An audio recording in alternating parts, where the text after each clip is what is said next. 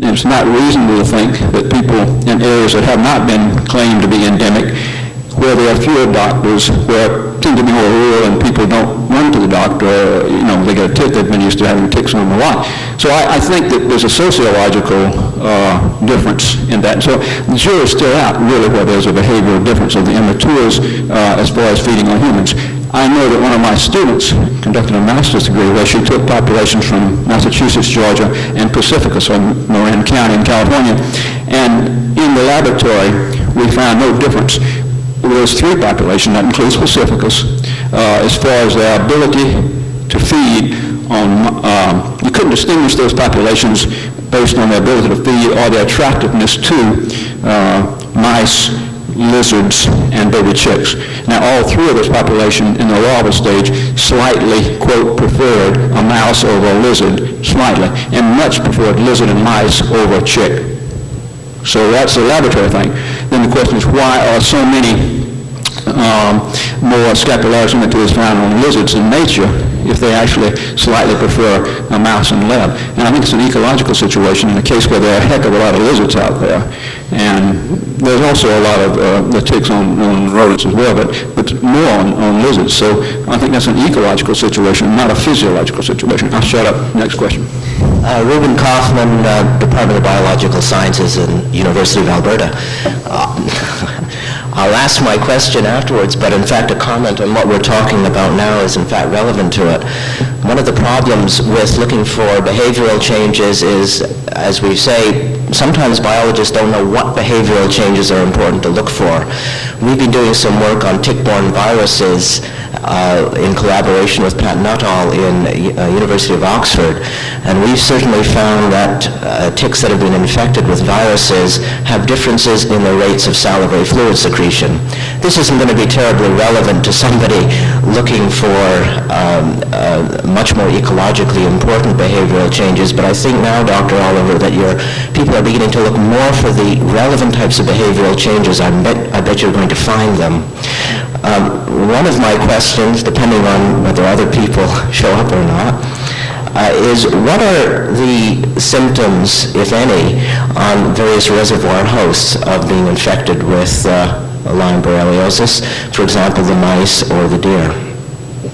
John, would you like to take that? I think under field conditions, the response of white-footed mice and deer to infection with Borrelia is relatively minor. I do recall one paper on deer, and they probably found some changes from a histopathological viewpoint, but by and large, I think the deer and the white-footed mice populations are doing very well in northeastern United States. Both of these animals are heavily parasitized by ticks. As Dr. Oliver mentioned in his talk, there is some minor controversy about the role that deer play as a reservoir host, but I think it is clear it's very hard to isolate these spirochetes from deer as compared to white-footed mice, and it is unlikely that it appears that deer are not an important reservoir host for the spirochete, but certainly they are exposed to a lot of spirochetes during their lifetime. I have one additional thing I could add to that. We trapped a cotton rat, Sigmodon hispidus, in Florida, and did an ear snip, and it was positive. We made isolate, and we maintained that rat in the laboratory for 23 months. And about every 6 weeks, we take another little snip of the ear, culture it to see if it remained positive, and then feed ticks on it to see if it remained infective as well as positive. And it did. It did it all the way through those 2 years. The rat died at 23 months. We had fed ticks on it about 3 or 4 weeks prior to that. They became infected. And when the rat died on a Saturday afternoon, we didn't find it until Monday morning. Weekend lab animal person didn't recognize it. So we got the rat at that time and actually made an isolate from its bladder. At that time, the poor thing had hardly any ears left because we had sniffed it for 2 years. As far as we could tell, that rat showed no ill effects for essentially 2 years, and it also had an interesting a lot of heartworm as well. So they maintained themselves quite well. I'm Richard Furr again from Ocean Springs, Mississippi, and this This is interesting in that a person from Greenville or Lee, Mississippi, who is a writer, attended the Southeastern Conference of Outdoor Writers, and I believe they were meeting in Atlanta, Georgia. And I believe the CDC drew blood from all of them that would volunteer to see the percentage of people who had a positive test, serological test for Lyme disease in the Southeast, just as these would be representative people who would be out in the field. Do you have any of that result? I never have seen it reported. I didn't even know it existed. Check with CDC and see if they have it. All right, thank you. I will. I'll do that. I think we're due now to begin the next part of the program at 10:45 on vaccine progress and the progress on the development of vaccines and testing of new potential vaccines against infection with Borrelia burgdorferi. I haven't seen our first speaker, Dr. Ron Schell. If he's here, could you please approach the podium? Good.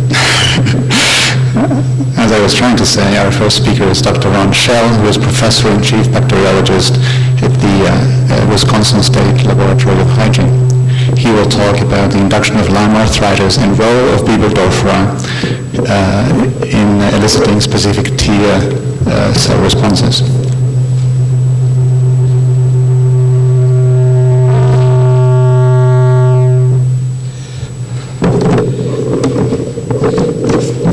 Thanks, Mario. What I'd like to do is I'm going to give you a little bit of a direction. Can you hear this fine? Because sometimes I talk kind of loud. I'm going to give you a little direction I'm going to go into and try to go fast. I think some of the slides are very self-explanatory, so I won't point to them a lot. The direction is I'll give you a little bit background into what we have found in a hamster called a severe model of Lyme arthritis, and then show you that it is a T-cell specific response. And we'll start now. The high level of interest in Lyme borreliosis has facilitated a worldwide effort to develop an effective vaccine against B. burgdorferi. The feasibility of vaccination has been demonstrated in dogs, gerbils, hamsters, and mice. Viable and non-viable Lyme spirochetes and several of their outer surface proteins, including A, B, C, and the 39 kilodalton protein, have been shown to induce protective antibodies capable of killing isolates of B. burgdorferi in vitro or preventing infection in animals. Other spirochetal components may also be involved. Recently, a whole cell vaccine for dogs has become available commercially, and field trials involving humans with outer surface protein A as a vaccine are being conducted.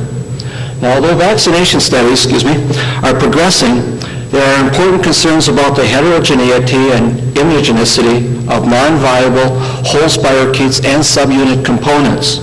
In addition, the possibility of adverse effects developing from vaccination with or without adjuvants must be considered. This is not to scare anyone, it's just telling you to look at them and be concerned about them.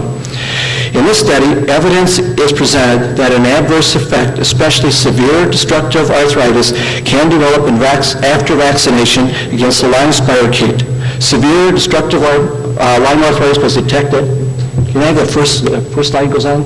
There it is. Severe destructive Lyme arthritis. Oh, you got a pointer? I could point? Yep, thank you. This is severe destructive Lyme arthritis. I will not go into the pathology. Was detected in mature immunocompetent hamsters vaccinated with a whole cell preparation of formalin inactivated B. burgdorferi sensu stricto in adjuvant after challenge with isolates of the three genomic groups of B. burgdorferi. So you didn't have to vaccinate with one, you could challenge with other isolates and still get the same effect. 5 groups of 3 hamsters each were vaccinated, and this should show the results if you can follow these. They're outlined quite well. At 1, 3, 5, 7, and 9 weeks after vaccination, hamsters were challenged subcutaneously in the hind paws with 10 to 6 viable organisms of B. burgdorferi isolate C111. Hamsters challenged 5 weeks or less after vaccination developed severe hind paw swelling. That's shown in the top lines. Swelling was detected 5 days after challenge and increased rapidly with peak swelling occurring on days 14 to 16. That's a little bit out of focus. Yeah, it's a little bit out of focus after challenge, and then gradually declines. By contrast, hamsters vaccinated 7 or 9 weeks after vaccination failed to develop swelling of the hind paws, and they're located down here. Slight swelling of the hind paws was detected with non-vaccinated hamsters, and hamsters inoculated with adjuvant alone were challenged with B. burgdorferi isolate C111. The swelling, however, was significantly less and of shorter duration than the swelling in hamsters challenged 1, 3, and 5 weeks after vaccination with the formalin inactivated spirochete vaccine. In addition, non-vaccinated hamsters and hamsters vaccinated with BSK failed to develop any swelling of the hind paws. Vaccinated hamsters that were not infected showed no adverse clinical manifestations. Likewise, vaccinated and non-vaccinated hamsters challenged with non-viable spirochetes failed to induce arthritis. It took a viable organism to induce the arthritis. We next examined the induction of severe destructive arthritis in vaccinated hamsters challenged with other isolates of the 3 genomic groups of B. burgdorferi. 5 groups of 3 hamsters each were vaccinated with formalin-activated C111 or 297. Still a little bit out of focus. In aluminum hydroxide gel and challenged 7 and 3 weeks later, respectively, with 10 to 6 B. burgdorferi isolate C111, 297, Garnii, LV4, BV1, Osselii, and Hermsii. Hamsters vaccinated with B. burgdorferi isolate C111 or 297 in adjuvant had borreliocidal titers of right here 320 and 1280, respectively, at the time of challenge.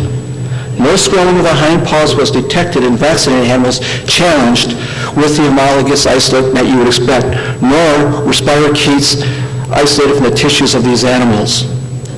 Now, when vaccinated animals were challenged with the non-homologous isolate of B. burgdorferi, which means either it was vaccinated with Chicago, was challenged with 297 or vice versa, or Garnii or Osselii, severe swelling of the hind paws developed, and spirochetes were isolated from the tissues of these animals, even though high levels of isolate-specific borreliocidal antibody were present. Hamsters vaccinated with formalin-activated B. burgdorferi isolate C111 and 297 in adjuvant failed to develop any swelling of the hind paws when challenged with Hermsii, although spirochetes were isolated from the blood. These findings demonstrate that adverse effects may develop in vaccinated hamsters if protective antibody is not induced before infection with the Lyme spirochete. Now, I haven't shown you anything about when protective antibody falls. We're presently working on that. That also may occur. Now, the mechanism responsible for the development of severe destructive arthritis is unknown and needs to be elucidated.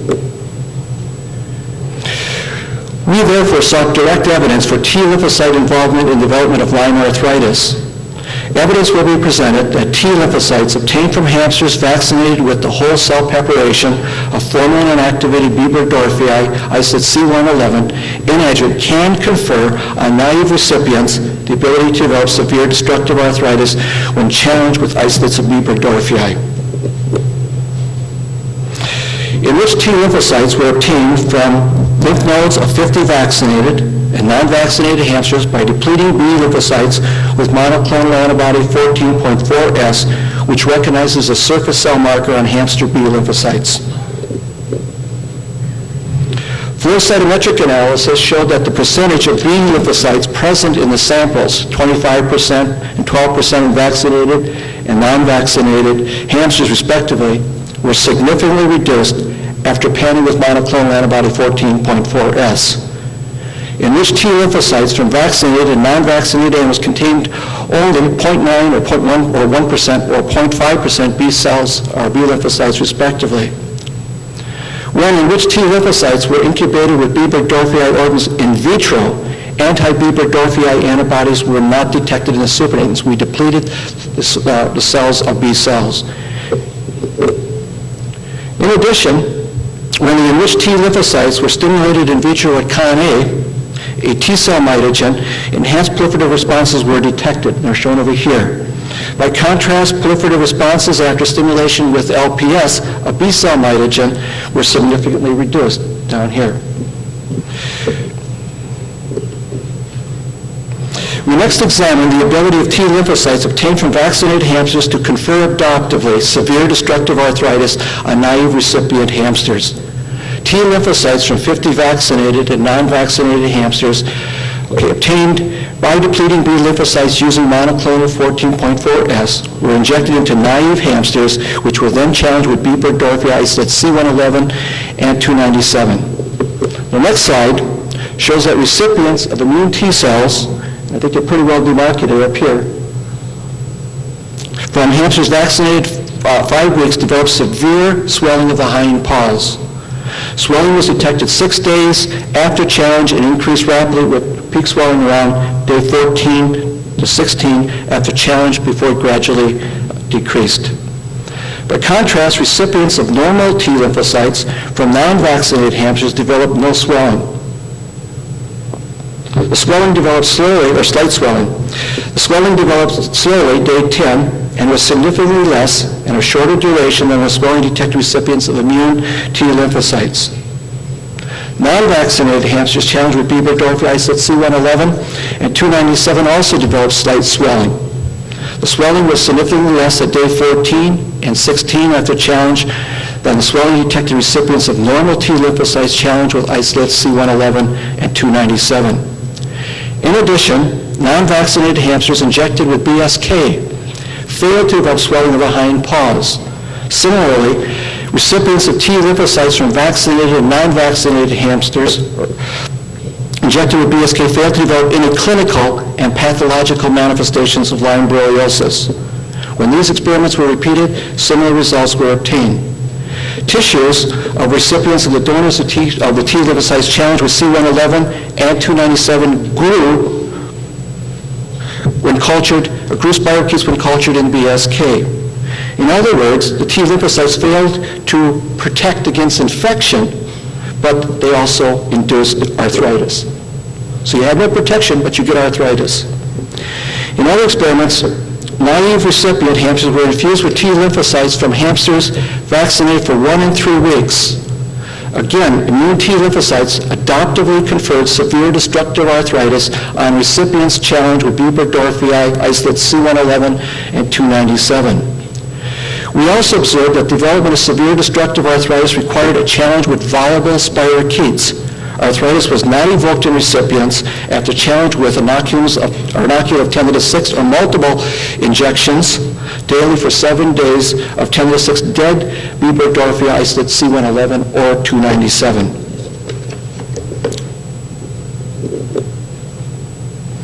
Development of severe destructive arthritis in naive recipient hamsters was not caused by immune serum or its components. When naive hamsters were administered immune serum from hamsters vaccinated for 5 weeks and challenged with the homologous isolate, no swelling of the hind paws was detected. By contrast, only slight swelling of the hind paws occurred when recipients were challenged with B. burgdorferi sensu stricto 297. This isolate belongs to a different seroprotective group, and you would not expect it to have protection against it. In addition, the histopathologies of the hind paws of recipients of immune and normal sera and non-vaccinated hamsters challenged with these spirochetes were similar. No severe destructive arthritis was detected.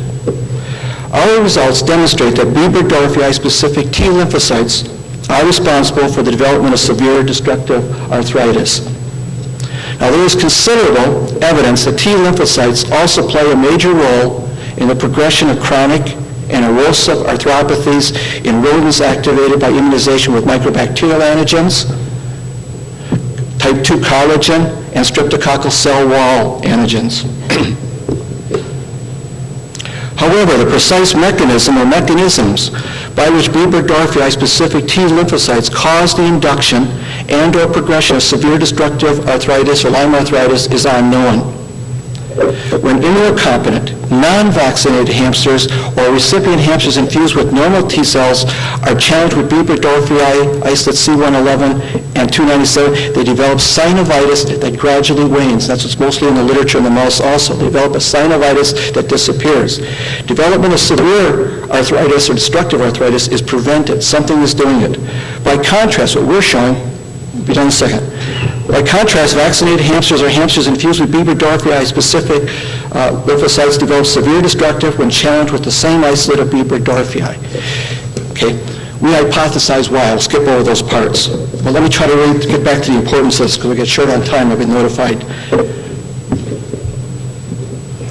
Okay, the finding that vaccinated hamsters or hamsters adoptively immunized with B-burgdorferi-specific T lymphocytes develop severe destructive when challenged is important.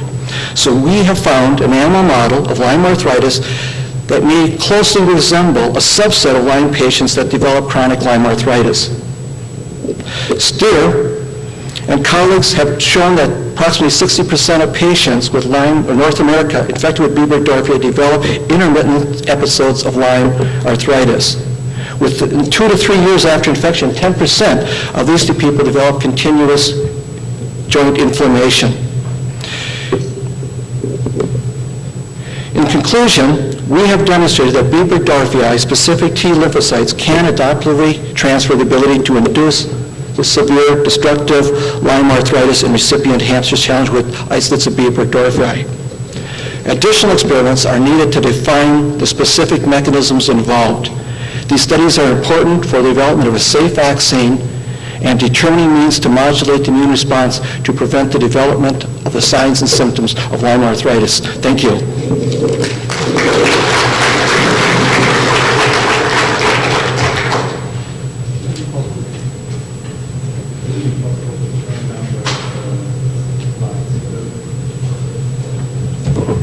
I'll repeat the question. Would it be possible to turn down those lights a little bit, to just dim them? We can't see the audience from here. Are there any questions for Dr. Shah?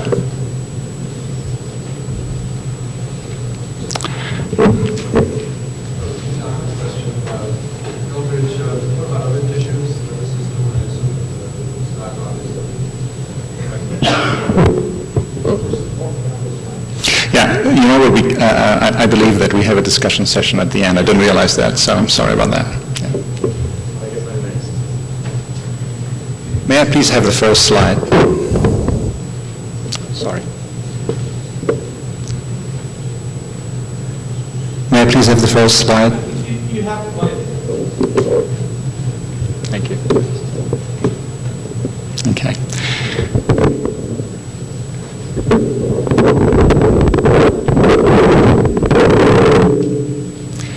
The subject of my talk is mostly the results of our study on efficacy of recombinant OSPE vaccine formulation in the rhesus monkey. However, I will mention some of the results that are pertinent to efficacy that refer to immunogenicity. Could this be focused a little better?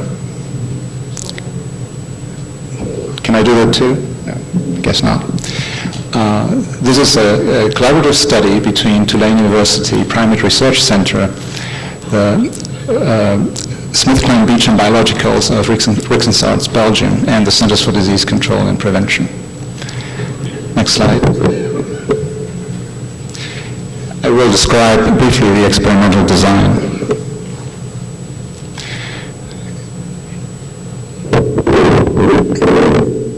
In reference to the procedure to distribute information, all experiments were performed blindly, that is to say, the personnel had no knowledge of which animals had received placebo or which had been vaccinated.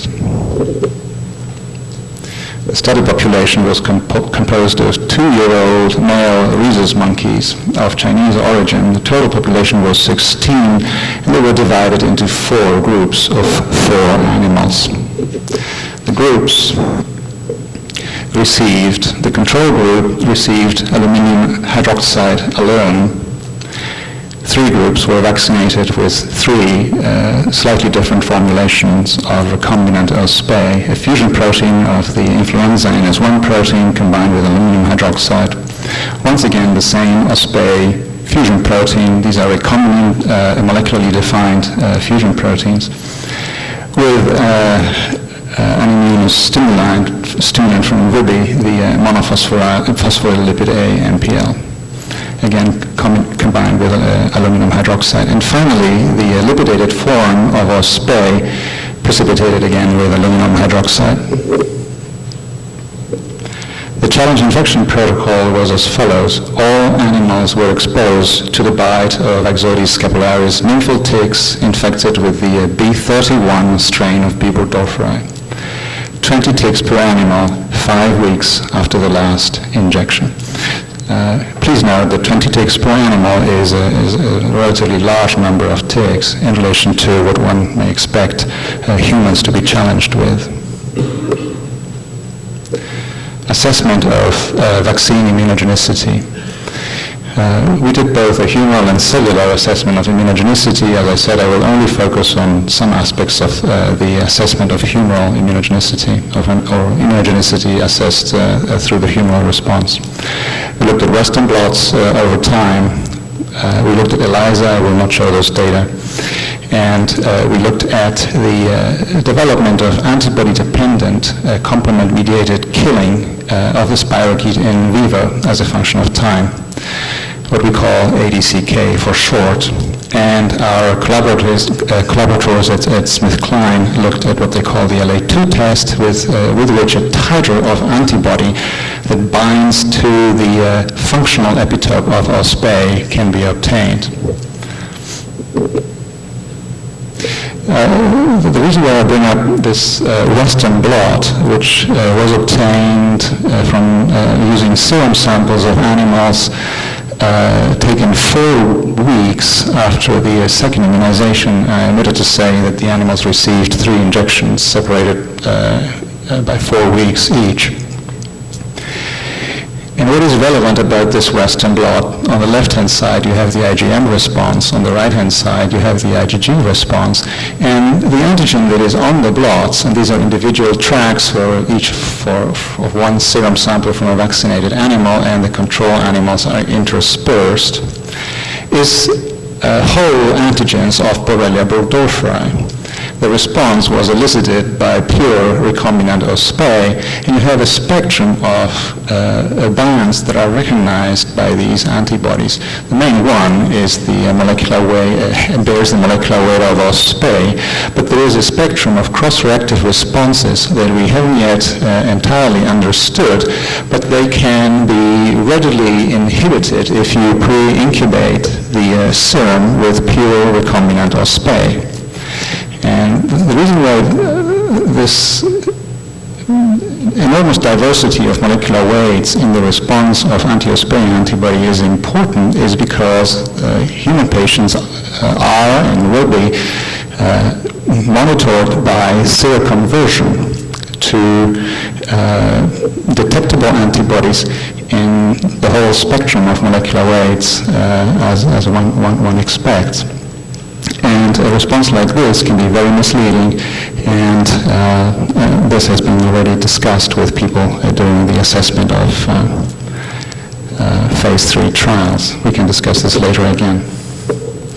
The functional response, not just the whole antibody response, is what is described in this slide, in which I have tabulated for the control group and each of the vaccinated groups the mean geometric titer obtained by the through the antibody-dependent complement-mediated killing assay.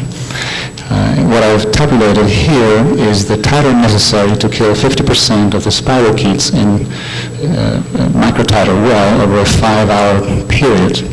And the geometric mean titer is remarkably high, 800, 2,000, 3,500, depending on the vaccination protocol, the most immunogenic being the lipidated form of OspA, which is also the one that was used in humans.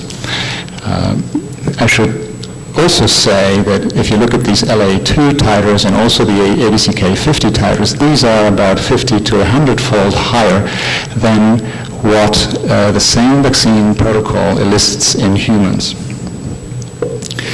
So although we used a much higher tick dose or spirochetal dose as a consequence, we also obtained in these animals a much higher antibody titer. The assessment of vaccine efficacy was done clinically by looking mainly at the appearance of erythema migrans, but also at the development of arthritis.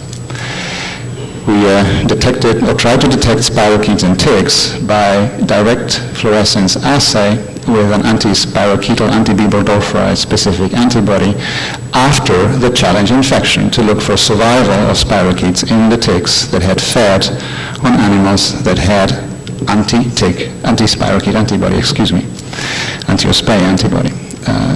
We again monitored longitudinally the animals after challenge by Western blot, hoping to find or hoping not to find seroconversion.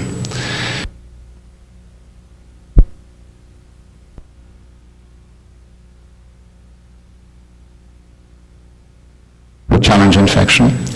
And we looked at the histological and immunohistochemical level in skin biopsy samples, looking for changes denoting the presence of spirochetes, such as perivascular lymphocytic infiltrates that are so characteristic in skin of humans and animals infected with Borrelia burgdorferi. And finally, we did a series of post-mortem analyses that I will describe later. Clinical signs of infection were noted very scarcely. Erythema migrans was noted in 1 out of the 4 control animals and in none of the 12 vaccinated animals, and no other signs were noted either in control or vaccinated animals. Detection of spirochetes by direct fluorescence in blood-fed ticks after the challenge infection. In the control group, out of 50 ticks that were assessed after feeding, 48 contained spirochetes that lit up by direct immunofluorescence. Conversely, in the vaccinated group of animals, out of 130 ticks that were assessed, 1 showed spirochetes by the direct fluorescence assay. In panel A, you see the average number of ticks lit up by the fluorescence assay in a tick that fed upon a control animal. In other words, a tick that fed on an animal that does not have anti-OSPE antibodies. And this is the equivalent number of ticks in the same field observed in the 1 tick that contained spirochetes after feeding on an animal that contained that had elicited anti-OSPE antibodies through the vaccine. And this is just the same field at a higher magnification. This is our longitudinal analysis of the antibody response. And this is one such time period after the challenge infection. This is 15 weeks after the challenge infection, and this is the IgG response. On the left-hand side, what you have, well, first of all, we have a series of standards interspersed. The antigen that is blotted onto this nitrocellulose sheet is whole B31 Borrelia antigen. The standards denote the reaction of a monoclonal antibody against flagellin, P39, and OSPE and OSPE. On the left-hand side, you have the response of the control animals, and you have a set of 3 tracks. Before infection, which has no bands, 15 weeks after the challenge infection, and 15 weeks after the challenge infection, but incubated, pre-incubating the antibody with a certain amount of OSPE that is able to inhibit the anti-OSPE response that I had shown you before in the vaccinated animals. And we deliberately inhibited the anti-OSPE response, otherwise we would have been unable to see any element of seroconversion in the vaccinated animals. We incubated the control serum with OSPE as well to make sure that OSPE itself would not modify the pattern of the response of the control animals, and therefore would not modify the pattern of the response of the vaccinated animals. I'll summarize these results by saying that we had essentially no seroconversion, with the exception of 1 animal that showed 1 band on 1 occasion. We have not considered that response significant, although as we complete the analysis of the data, that conclusion may change. Essentially, therefore, the take-home lesson is that there has been no seroconversion among the vaccinated animals. As far as in vitro culture of skin biopsy and blood samples, we were not only unable to culture spirochetes from the vaccinated animals, but we were also unable to culture spirochetes from the control animal. We now know what we did wrong, in particular in this experiment, which explains why we were unable to culture spirochetes from the control animals, and I can discuss that later as well.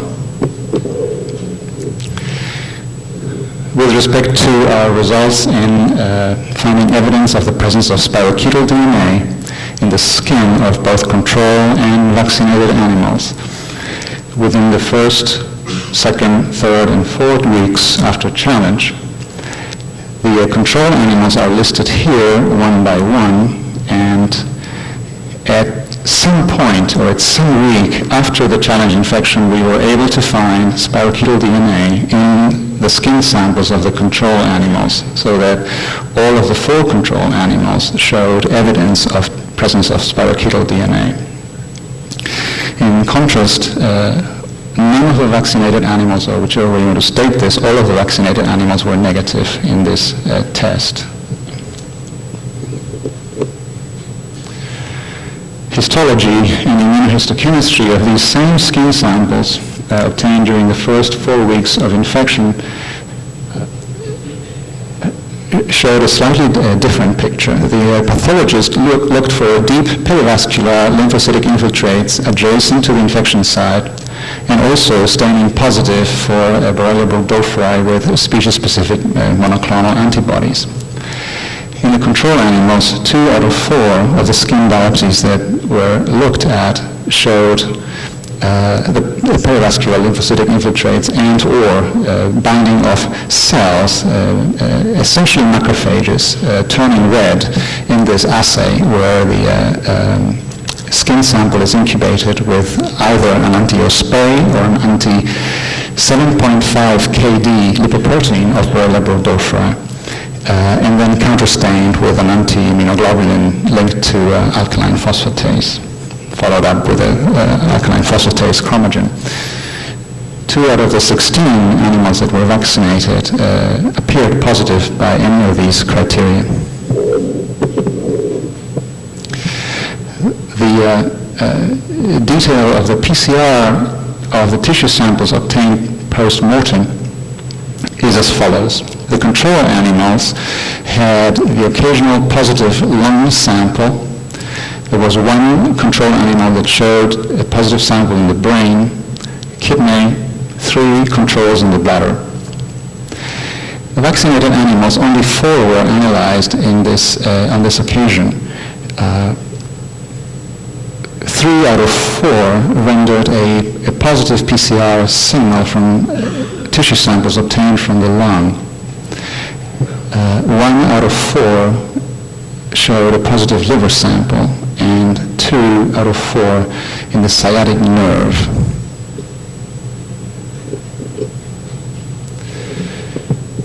Additional post-mortem analyses, the pathologist looked at the gross pathology and he found none. In other words, the organs, when looked at, showed no modification that could be assessed with the naked eye. Microscopic changes were also assessed, and or the binding of specific anti-Borrelia monoclonal antibodies, the ones that I have already described, and or PCR, which is the table that I showed before. So these are the correlated data of all 3 ways of assessing the specimens from kidney, in which the control animals showed 2 out of 4 positives by any of these criteria. The vaccinated showed none out of 6. In the ureter, again, 2 out of 4 versus 0 out of 6. In the heart, 4 out of 4 with marked inflammation noted in the control animals, and 2 out of 6 with a mild inflammation noted in the vaccinated animals. In the joints, 1 out of 4, 0 out of 6. The nerves, this is again the sciatic nerve, 4 out of 4, 2 out of 6. Lungs, 4 out of 4, 5 out of 6.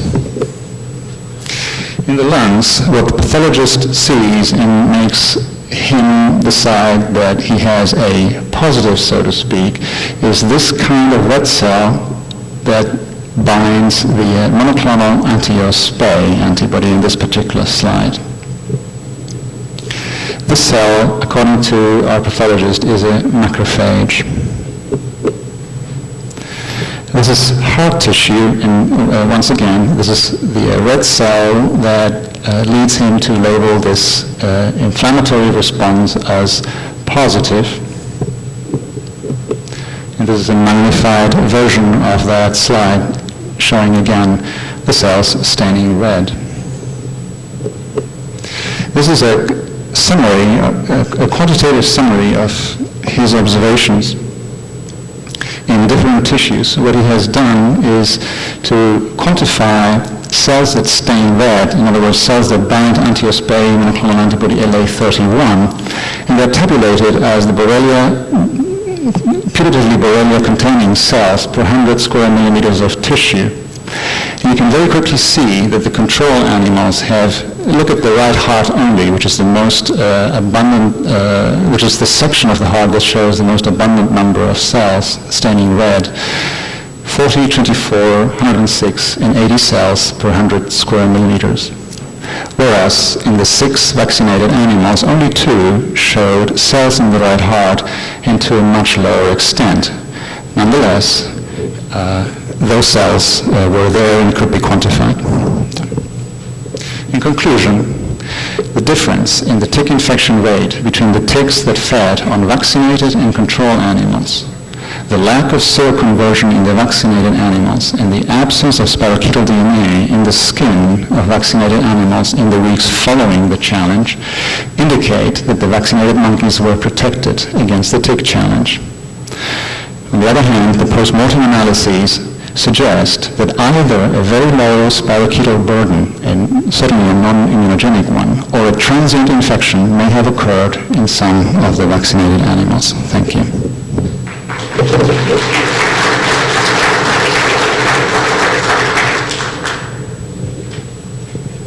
I will then call upon our last speaker, Alan Barber, of the Department of Medicine and Microbiology, University of Texas Health Science Center. Alan Barber will will give us an update on recombinant Lyme disease vaccine development.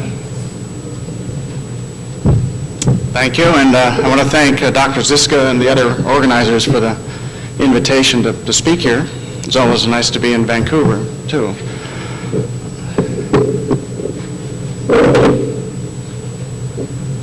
Is there a pointer? Maybe I missed that. Sure. Thank you. All right. I'm going to be dealing with the question of prevention of Lyme disease in just one aspect. Obviously, there's many ways that Lyme disease could be prevented. Here's one way of spraying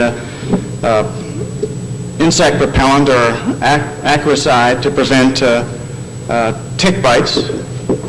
Here's another way that could do it. I think people would agree if there were no deer in North America, there's probably very little Lyme disease, but this isn't very practical or very palatable to most people, so that's probably not going to take place.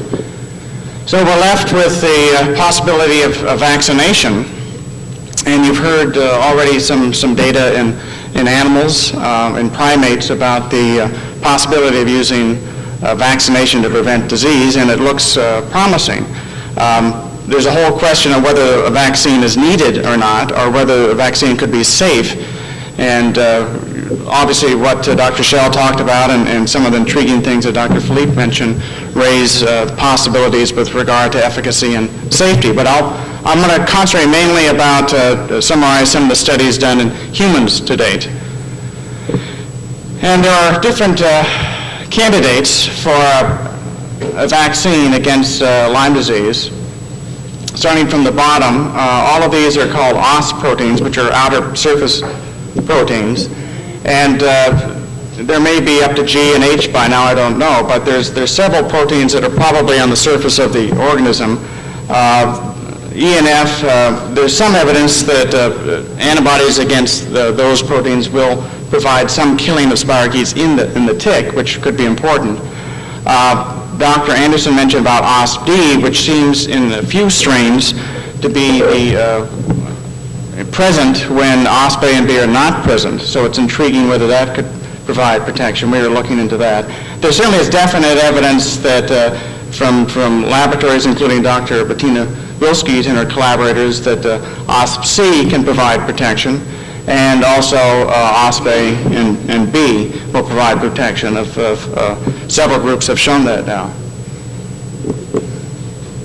Now here's one example of an experiment that could be done. This happened to be in our lab, but this is mice that have been immunized with recombinant OSP-A, and this is a lipidated OSP-A. OSP-A is a lipoprotein, and what Dr. Philippe mentioned is lipidate is the more or less the natural form of the protein. And we challenged with the SH2 strain, and the recombinant OSP-A is from the B31 strain. So all of these are Borrelia burgdorferi sensu stricto. But it seems that there is at least some protection against some other strains within that group, that there was no protection when the OSP buffer by itself was used, but small amounts of recombinant OSP-A could protect the mice against challenge. And this has also been shown with tick challenge as well. I'll just mention another possibility that's an intriguing one. This is some work done out of MedImmune Corporation, in which they use BCG, which is the vaccine against Mycobacterium tuberculosis. But BCG can be engineered to produce other antigens, other proteins. In this case, it can be produce OSP-A. Mycobacteria have lipoproteins too, and so here we have some OSP-A that is actually being produced by a mycobacterium. And the group there used, in collaboration with our lab, used these preparations to immunize mice. And the data may be difficult to see in the back, but basically it showed efficacy similar to what could be used with purified protein. That mice were protected, developed very high neutralizing or growth inhibition titers, and were all protected against challenge here. This should be intradermal challenge. And this also occurs with different types of mice. Now there are some paradoxes about OSP-A, though, that raise some important questions. Humans, mice, dogs, other animals who are infected by a tick bite rarely have easily detected antibody to OSP-A. Usually the inoculum probably from a tick is no more than 10 to the 2 to 10 to the 3. And it's known that OSP-A is expressed in ticks. So why don't, when people or other creatures become infected, why don't they produce antibodies to OSP-A very commonly? But if you use a larger dose, 10 to the 4 or greater, of either live or killed organisms or with an infection, then you do get antibody to OSP-A. Patients with chronic arthritis often have anti-OSP-A antibodies, or to B, and this was shown by Dr. Ellen Steer, and this may appear first with the onset of arthritis. So this is a little bit troubling. The other data becoming more and more clear now that some isolates have the genes for OSP-A, but they don't express it, either in vitro or possibly in vivo as well. So I think there's growing consensus now, and even experimental data, that OSP-A expression is downregulated. It's turned off once infection of the mammal is underway. So if an OSP-A vaccine is going to work, it's probably going to have to work as it comes out of the tick. And here I've listed a kind of a chronology of human Lyme disease vaccine work, beginning with the description of erythema migrans originally in Europe and the United States. I think everybody's well aware of that. The agent discovered, and then protection first with passive protection with antiserum whole cells, and immunization with whole cells by Dr. Russell Johnson, and then work independently by groups in Germany and in Connecticut at Yale, showing that passive protection and active immunization with recombinant OSP-A will protect mice. then the work I showed with the recombinant ospa BCG, and now we're underway with studies in humans, phase 1 and phase 2, and also phase 3, which are the field trials, and recombinant ospa BCG phase 1 study is underway now. So you can see not much happened for many decades, but in the last few decades, really in the last 10 years, a great deal has happened, and now we're in a huge phase 3 trial. And there are two phase 3 trials. There are two large companies working on this, Connaught Laboratories, part of Pasteur Milieu, and also SmithKline Beecham. And I'll be reporting mainly on the studies from Connaught Laboratories. And those studies were the clinical directors, Dr. Donald Marks and also Dr. Gary Wormser. Now, the first thing is a phase 1 study to look at safety and immunogenicity, and this was done in Albuquerque by Dr. Fred Koster, and they did in Albuquerque because they wanted to do it at a place that had very little, if any, Lyme disease, so there wouldn't be confusion with sort of background. And they looked at various combinations. Mouse work had shown that the lipidated ospa was clearly preferable to non-lipidated ospa. If you don't have the lipid on the ospa, you have to have a very powerful adjuvant. Even alum won't work. And they did 2 immunizations, and some people got a third immunization. And they looked at these different amounts, 1 to 30 micrograms or the placebo. And this is when they moved into the phase 2 study, which was a multi-center study, and including places in which Lyme disease is fairly highly endemic. Because here the idea was, well, if they're going to use a vaccine, it's going to be in a place where Lyme disease occurs, and it's very impractical for everybody to be tested to see if they had Lyme disease first before they got the vaccine. So if the vaccine is going to work or is safe, they're going to have to immunize people who might already have been infected with Borrelia burgdorferi. It's, there's another perspective of how these studies are done than what might be thought from a particularly pure or a very academic point of view. So these are the doses that were used. There were 337 adults, again, 2 doses 1 month apart, and without any adjuvant, just pure recombinant ospa based upon the B31 strain. And here the summary of the safety data.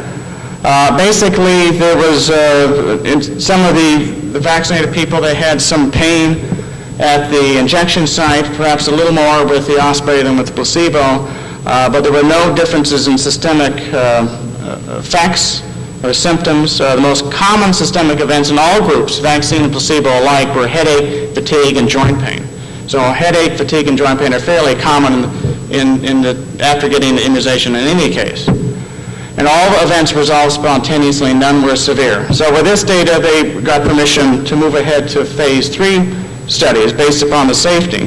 Now, what about the immunogenicity? This summarizes a lot of that. There's a lot of other data, but here at the bottom you see the dosage. On the right-hand side are the geometric mean titers for anti-ospa antibodies. You could also do a neutralization test, a growth inhibition test, or something along those lines. And then the percentage of volunteers demonstrating a 4-fold rise. And you can see that in both cases after the second dose, and particularly with 30 micrograms, you get a very good response in practically all people. 98% of people had a response to that, and the titers went up dramatically from 10 to 30 micrograms. That's the decision to use 30 micrograms in the trial. This is a summary of that about the dose response safety and immunogenicity study.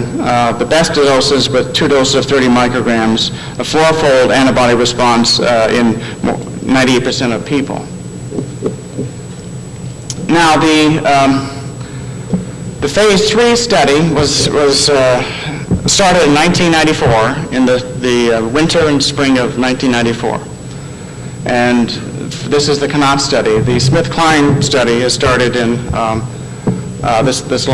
this year, 1995. And these are the sites in which it was done.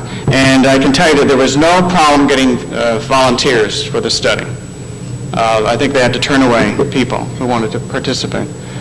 And this is the study design, more than 10,000 people, randomized, double-blind, placebo-controlled, 30 micrograms of ospa or placebo, again, 2 doses 1 month apart, and the endpoints are prevention of Lyme disease. And I'll finish by talking about this point, because I think this is very important. Prevention of Lyme disease, what is that? And these are some of the exclusion criteria. If they had any allergy to vaccine components, any impaired immunity, if they'd been on chronic antibiotic therapy in the time frame of the start of the trial, pregnancy, history consistent with Lyme disease within the last 2 months, or any of these other conditions that might be confused with Lyme disease. So that's taken place. The 1994 season has come and gone. The data is collected. It's too early to break the code yet. Now they're going on to, in the second season, in which there will be a booster is given. And so volunteers who received placebo in 1994 will get placebo this year. The same. They expect they'll get about 4,000 from each of these groups here. And then the volunteers who receive OSPE will get the same thing. And so really this goes on for 2 years just to determine the efficacy. Now let me finish by just talking about a couple of things, one of which was raised by Dr. Schell, and this is this chronic arthritis that occurs in a small number, but still a significant number of people who have been infected with Borrelia burgdorferi. And this is work summarized here by Dr. Winchesters and Steer, primarily, who show that the occurrence of this chronic Lyme arthritis, and this is the long duration here, and this is the form of arthritis that does not improve with antibiotics. Antibiotic treatment may eventually, there's resolution of this condition, but most people do not note any near-term or medium-term improvement. So this is of great concern. And there's clearly some genetic background of the people who get that form of arthritis. They are more likely to have the DR4 or DR2 haplotype. 89% of those had one or the other, and this compared to the normal population. And in fact, not having that seemed to protect against long-duration arthritis. So there is the concern, as Dr. Schell raised, of we don't want a vaccine that's actually going to provoke arthritis in people. And so I think there's a great deal of monitoring and careful consideration of this. In the phase 2 study, a lot of the people, and also the phase 1, they had HLA haplotyping done, and there was no association between frequency of side effects and the DR haplotype. Okay, so this I think everybody recognizes as erythema migrans. Now, as I mentioned, for the criteria for the vaccine is prevention of Lyme disease. Now, the debate is, as I'm sure a lot of the people in this audience knows, is what is Lyme disease and how do you define that? And right now, the criteria that are being accepted by FDA, I believe for both the sets of human field trials, are very stringent, extremely stringent. And that is that not only must you have a classical EM lesion documented with a picture, but you must show seroconversion. Now this obviously is difficult. Most of these people who are in the trial are middle class, upper middle class, educated people who know to see the physician right away if they get this. And so a lot of people are not going to show seroconversion. So the issue is whether you'll ever be able to get an evaluation of the vaccine, because there may be very few people who actually qualify as having Lyme disease by this set of strict criteria. On the other hand, if you use a very broad definition of Lyme disease, some of those people may not have had Borrelia burgdorferi infection, and then the vaccine may falsely be accused of not working. So it's a real dilemma. Ideally, that everybody could have a skin biopsy and have PCR and culture to document infection, but practically that's very difficult to do. Most people don't want to have a hole put in their skin, and most physicians' offices are not set up to handle the conditions for that sort of collection. So it's a dilemma. There is, rationale for making just erythema migrans alone, classical EM, with a picture, the criteria for Lyme disease. But and that may be very useful in areas with a high, as Dr. Anderson points out, an area where they have a lot of infected ticks. But I want to share with you my opinion, and that is that in other parts of the country, that skin lesion like that is not caused by Borrelia burgdorferi or anything closely related to it. This is work that's already really been published. This is studies down in Texas by Julie Rawlings and Glenna Teltow, who looked at Amblyomma americanum ticks, the Lone Star tick, which occurs frequently and bites people frequently in the south and southeast and into Texas. And these are spirochetes in those ticks, and these were stained with high concentrations of antibody to Borrelia burgdorferi, direct FA, but concentrations that would normally bind Borrelia burgdorferi did not bind. I think other people are thinking too that these are not Borrelia burgdorferi and Amblyomma americanum ticks, and those Amblyomma americanum ticks are associated with a skin rash type disease in the South, Texas, the Southeast. So the possibility is that you can have something that is erythema migrans that might look exactly like erythema migrans. Actually, after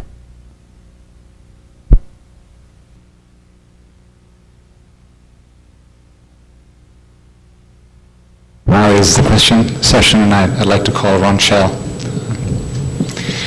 Any questions asked of any of the speakers?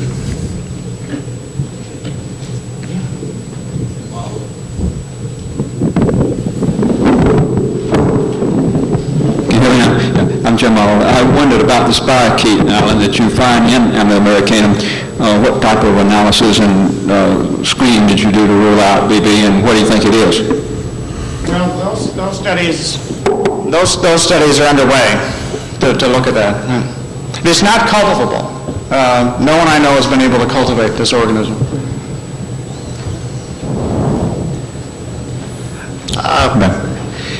When you describe the criteria as being very stringent for the diagnosis, one of the things that came to my mind that it was really skewed toward the vaccine showing efficacy.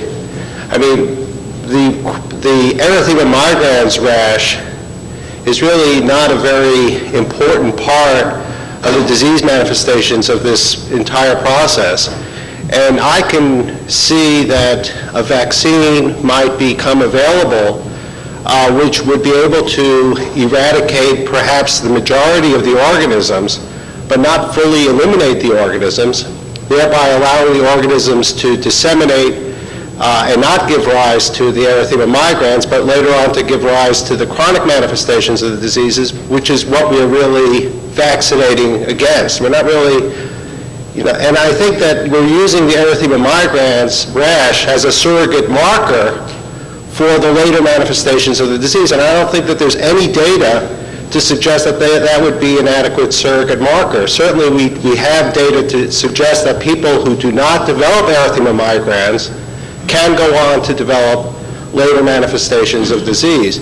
And so, I have a real problem with using erythema migrans as being the major indicator for the efficacy of a vaccine. I just wondered whether you could comment on that. Well, I agree. I think that's the criteria that was set up. That's what the FDA approved. That's what their criteria are. Okay, thank you. Actually, I was just going to say the same thing, but I think looking at your data and Mario's, or that if we take the monkey model, it showed that maybe a vaccine will protect against that lesion, and we still don't know about erythema migrans. So, and I guess it's, if you want to, take a stab at what those what was staining in the organisms, that were they, in essence, viable organisms or not, we don't know. But I guess it's reiterating what Ben said in a way, and I'm not sure what the way around that is for these trials.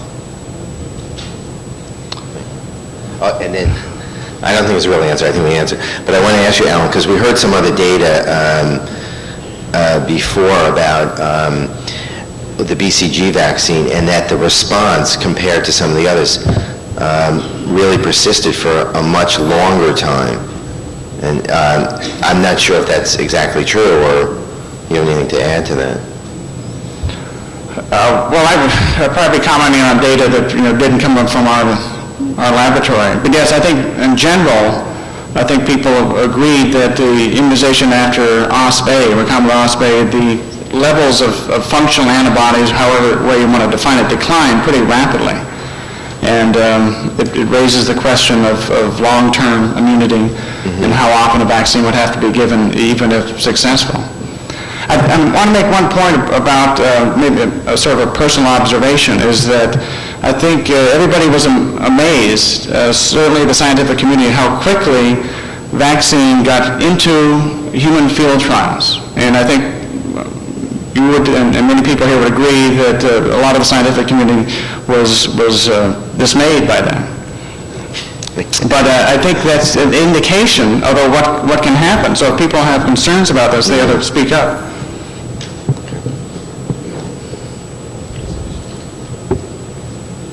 In the work in the canine on the currently licensed canine vaccine being done at Cornell, they have discovered that natural infection in the dog produces a significantly different blot pattern than a vaccination pattern in the dog, and that a dog that has been vaccinated that has developed the infection has even a different pattern. And I wondered if you could use some sort of this kind of criteria as an efficacy marker for the work that you're doing. Are you asking the question of whom? Who would like to answer? Anybody?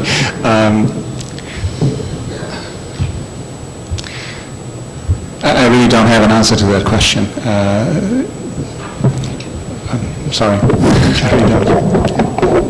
Alan and I may disagree on what functional activity is, but functional activity is the ability to kill the organism. If the outer surface protein A cannot kill it, then it's not going to be an effective vaccine. In studies by Appel or Apple, you would want to know whether or not those dogs have epidermis borreliocidal or this antibody-dependent complement-mediated type antibody present, and how long it exists. That will correlate with protection.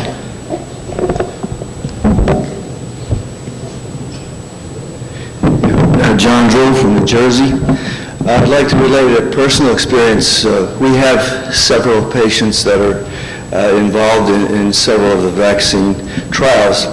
Here's an example of a problem that we face. We have a woman who did receive either the vaccine or the placebo. We don't know. She didn't afterwards have any recollection of a tick bite or a rash. She did develop fatigue, headaches, confusion, myalgias, and we did a Western blot on her. It was positive. We have not got any word back from the center where she got the vaccine as to whether she was a placebo or as to control. Now, in my estimation, she probably has Lyme disease. Now, will she, if she is a recipient of the OSP-A vaccine, will she be counted as a successful response to the vaccine, since she didn't develop the classic manifestations of Lyme disease? Well, I think, from what you said, she might with the seroconversion, yes. She would be counted as a case.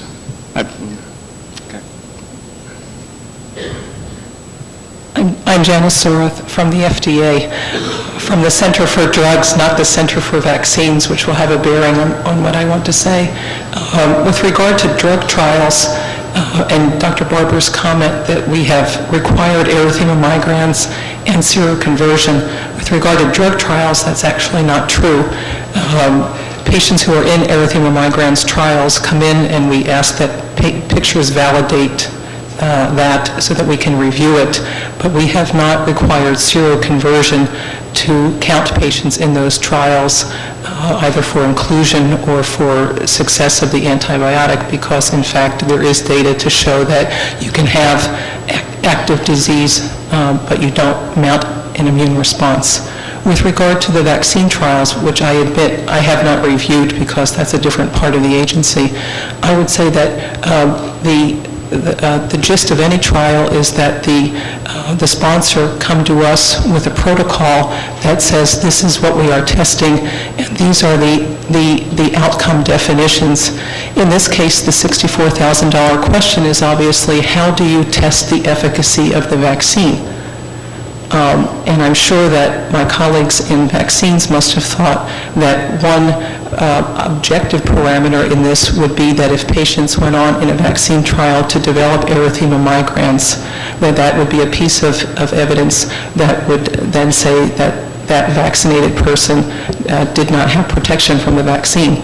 I think that what they must have struggled with is what other kinds of endpoints do you look for? Serology, whatever. Obviously, the simplest way to test a vaccine in general can't be done in this case. You can't take a vaccinated person and put infected ticks on them because there are many ethical considerations with that. But short of that, what kinds of endpoints do you look for? That's a very, very difficult question, and I think it plagues the vaccine trials in humans, and there isn't any easy answer. But in focusing on erythema migrans or serology, I think the mindset of my colleagues in the vaccine program in FDA must have been thinking, well, what are we going to look for endpoints?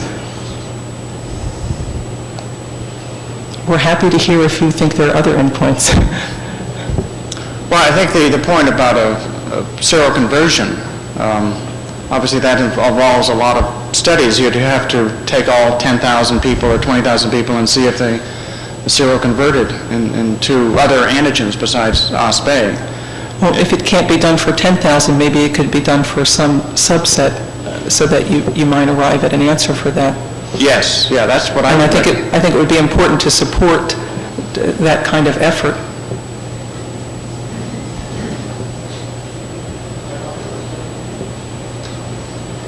Go ahead. Go ahead.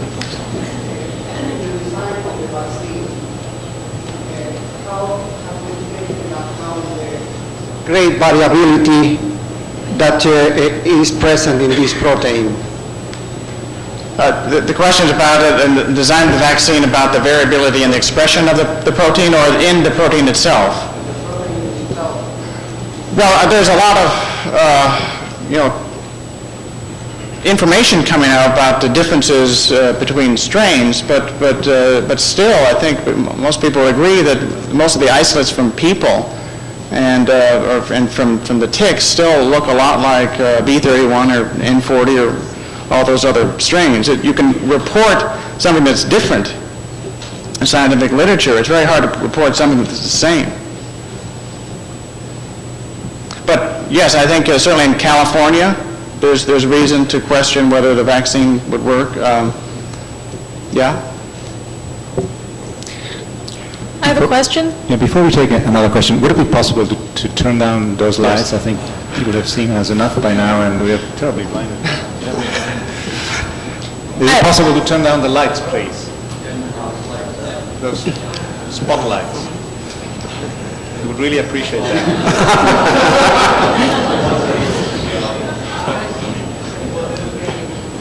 Dr. Philippe? Yes? Over to your right. Over here.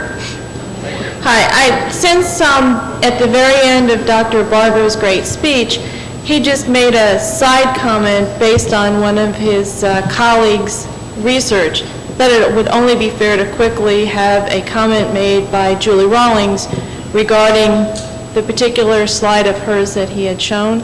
So could we have Julie up here just for a second so people don't leave thinking that Borrelia burgdorferi wasn't isolated from Texas? It may leave just a lingering misimpression. Sure. Dr. Barber's comment was correct. We have isolated Borrelia burgdorferi from numerous ticks in Texas. However, there are many embryo in the arcanum that we have found spirochetes in that we are not able to isolate from, and it does appear that these may be a different organism. I'd like to go back to your monkey trials a moment. The data you presented on isolation seemed to be quite disappointing. Would you care to comment or elaborate on that, please? Yes, if I get the microphone again. Thank you. We were, as I said, unable to culture spirochetes from skin samples collected from the control animals, which is really the most disappointing part. The reason why that happened is because is really as a consequence of an embarrassment of richness. We put too much tissue in each of the cultural vessels. And as a consequence, now we know we killed spirochetes even though they may have been there. We don't know what killed them. But in reconstruction experiments that we did after the fact, we put together different numbers of spirochetes with the same amount of tissue and the same volume of culturing fluid, and we noticed that we actually were able to kill the spirochetes that we put in.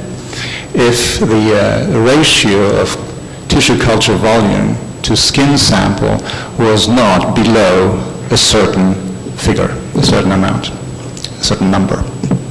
So although we had been successful in culturing spirochetes both from skin and blood of infected animals before, it was not before we really recklessly increased the amount of tissue in those samples, in those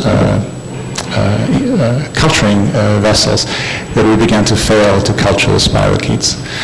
On the other hand, I should say that we have ample evidence that these control animals are in fact, or were in fact, infected, which is what you pursue when you culture those skin samples. So we really do not need the in vitro culture evidence to prove that the control animals were infected. The evidence stems from their seroconversion and from the fact that over time the animals showed an increasing number of bands on the western blot being identified or being bound by the evolving antibody response.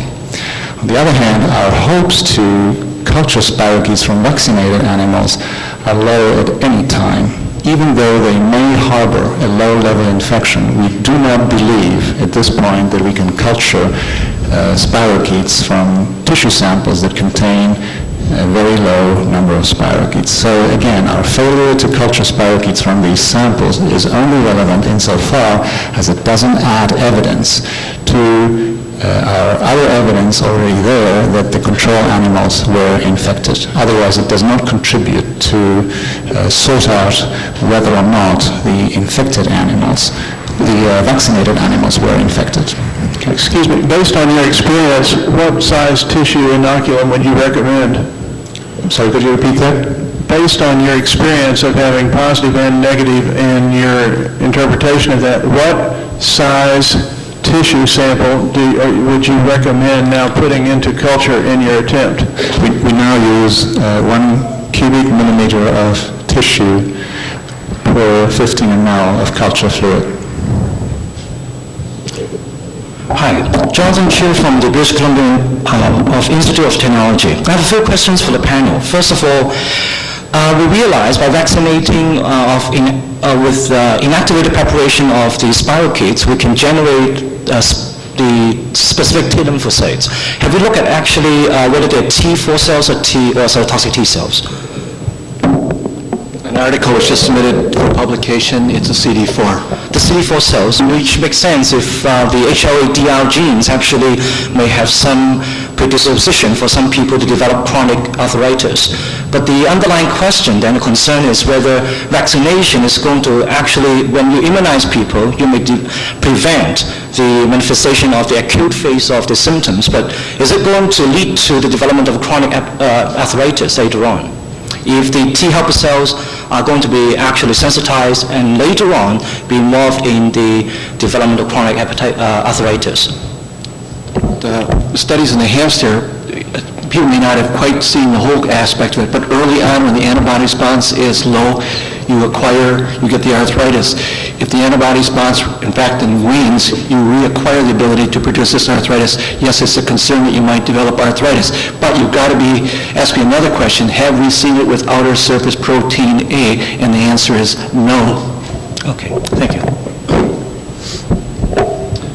My name is Straubing, I'm from Cornell University. Coming back to the Western blot, and that's a question for Dr. Phillip. You have shown the one Western blot prior to challenge to the ticks, and you showed us a big variety in the response of the antibodies. Do you have an explanation why this happened with an OSP-A vaccination? And the second question would be, when you do the pathology, you showed us, or you told us that there was no growth pathology seen in the monkeys. And as I understand your experiment, you put the ticks onto the back of the monkeys. Did you ever look at the regional lymph nodes of these monkeys? The first question pertains to the Western blots. The Western blots that you saw that actually showed bands were the Western blots from serum samples from the control animals. So, does the question still stand? There wasn't a great diversity, there was just a great number of bands, but each animal showed a rather uniform response to a large number of bands 15 weeks after challenge. The vaccinated animals did not show such a response. Okay. With respect to whether we looked at the draining lymph nodes in the back, the answer is no, but we plan to do that. And it's a very good question. Thank you. Boris Connor from New York again. I have several comments I have to make on the vaccine study based on erythema migrans being present. A study was recently reported in New York State that of those reported to have Lyme in New York State, only 38% had erythema migrans. I think it's very important that all of us here, especially those from the FDA, realize that if they define vaccine efficacy as, by these criteria, lack of erythema migrans with or without seroconversion, very explicitly they have to say that the vaccine, assuming it is effective in preventing erythema migrans only, and not be able to make a comment on the prevention of Lyme disease or any late complications. I think it's very premature for us to make any comments with this type of study design.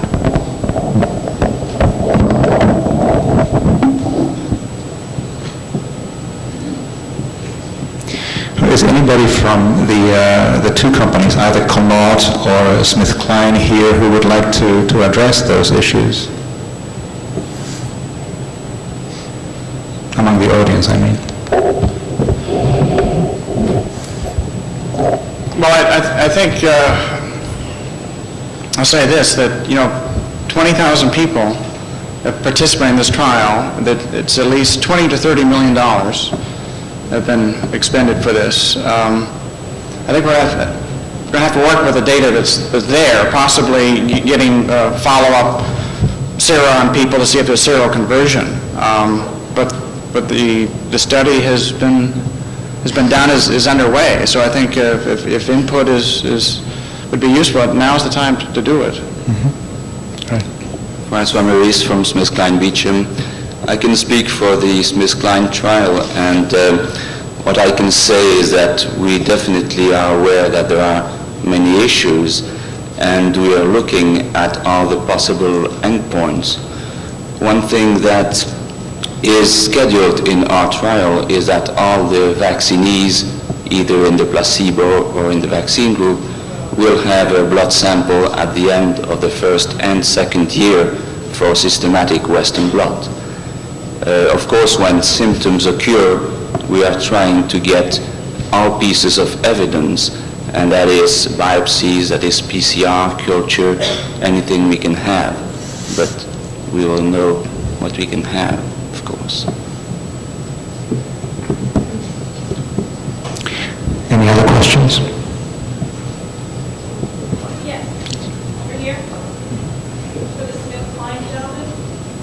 What kind of data do you gather on the patients during the time where you have them come in for the blood samples? What kind of clinical data do you gather? And do you have that data? Do you ask them about their full symptomatology?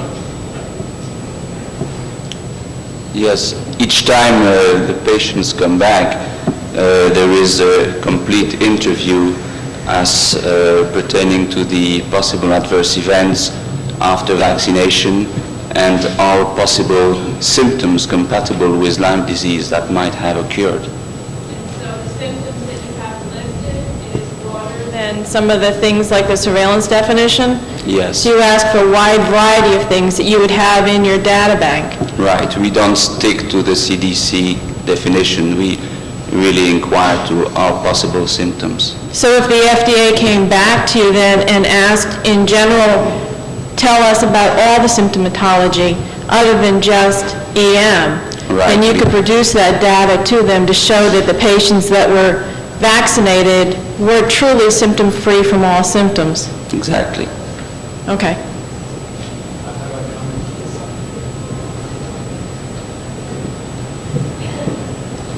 Just another question about this.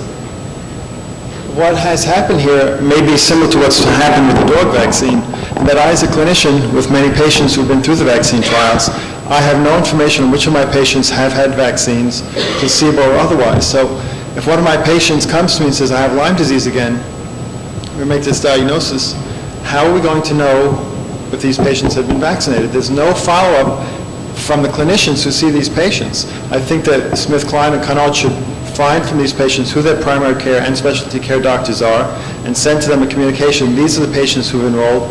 If something happens, in other words, set up a network for surveillance that goes beyond just one visit once a year. I mean, this is really a very important point, and it's been completely overlooked. And no matter whether you define vaccine failure as recurrence of symptoms or erythema migraines, you get no information if nothing is asked and nothing is gathered.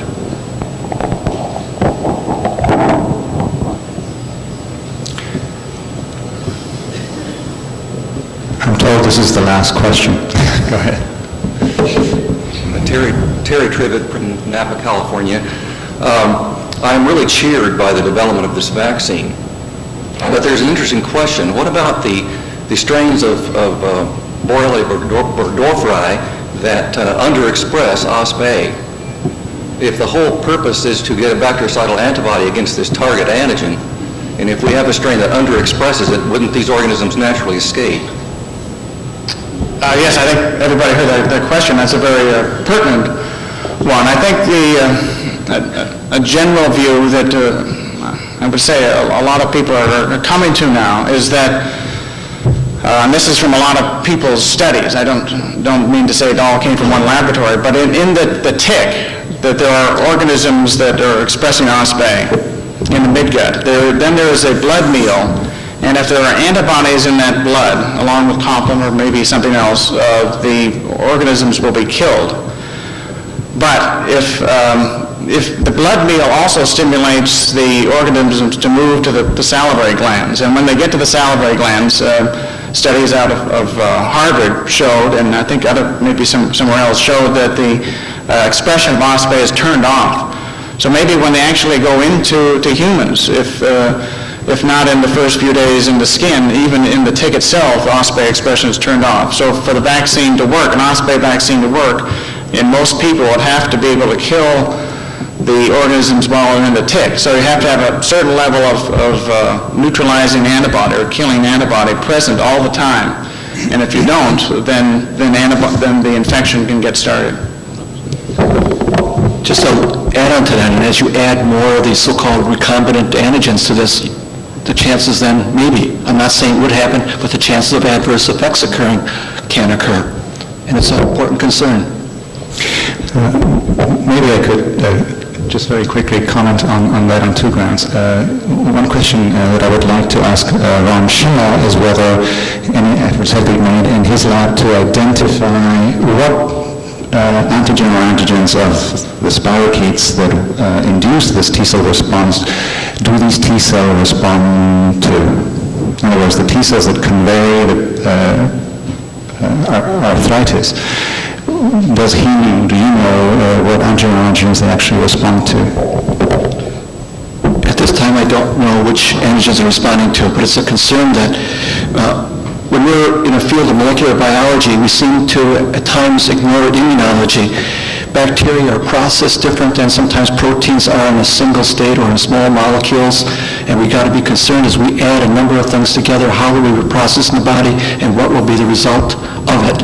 And the only thing I'm saying is I think we should be concerned as we add to that vaccine other components, we might induce arthritis. Either OPSA does it with something else or it doesn't do it, but if you add something to it, it might give you the possibility. It should be tested first in animal models. And finally, to readdress the question of the variants that do not express OSPE or express any modified form of the OSPE molecule, and what would happen if people vaccinated with OSPE were to be challenged by ticks carrying such variants of the spirochete.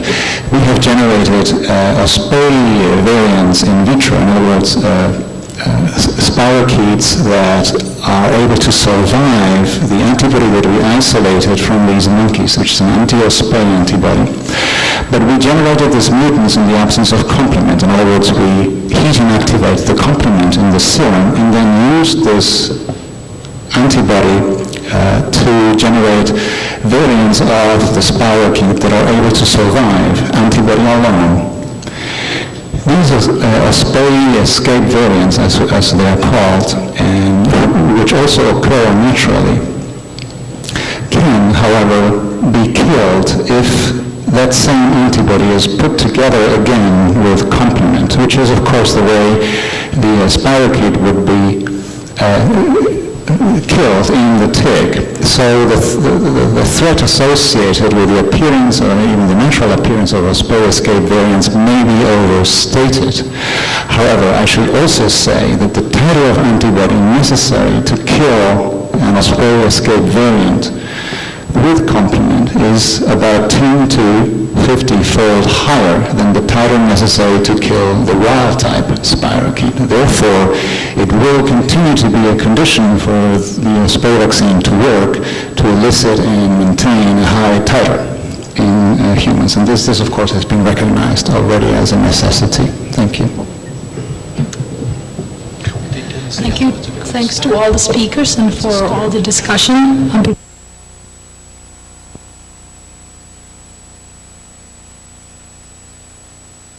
It's really a pleasure to be here at this wonderful place and to listen to all the interesting lectures. May I have the first slide, please? Oh, hopefully not all are upside down. So that is the title. I go to the next slide. So this one, that makes no difference, upside down or not. What? Okay, now. This slide shows you the binding of a monoclonal antibody against the OSPC protein. And this shows that the OSPC is located on the outer surface of Borrelia burgdorferi, as is also OSPA, which was much more earlier shown by Alan Barber, who at first described this very important protein. And I want to talk about both of them.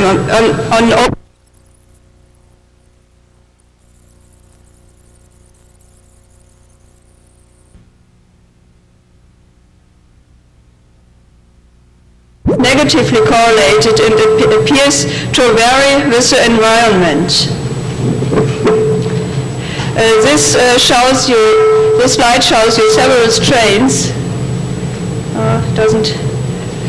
Is there a pointer somewhere? Yeah. See this better. Okay.